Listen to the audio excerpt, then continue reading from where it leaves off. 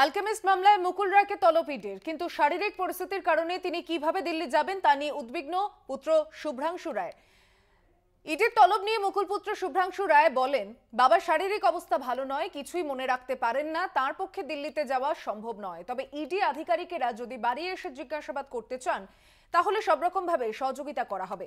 প্রসঙ্গত, প্রায় 1900 কোটির অ্যালকেমিস্ট দুর্নীতি মামলায় এর আগে গ্রেফতার করা হয়েছিল কেডি সিংকে।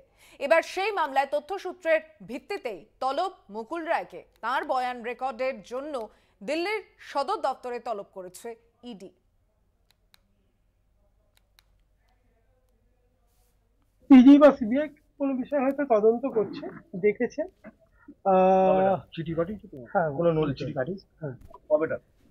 2-3 দিন হলো। আমরা বলেছি, চিঠি দিয়েছি, উনি যেতে পারবে না, অসুস্থ, তবে সব রকম ভাবে সহযোগিতা করব। যদি বাড়িতে আসতে চায় সেটাও ওয়েলকাম। হয়ে যাচ্ছে না, কেননা অ্যাম্বুলেন্স করে দিল্লি যাবে। দিল্লি, কলকাতা, যদি যেটা বলবে তারপর দেখা যাবে।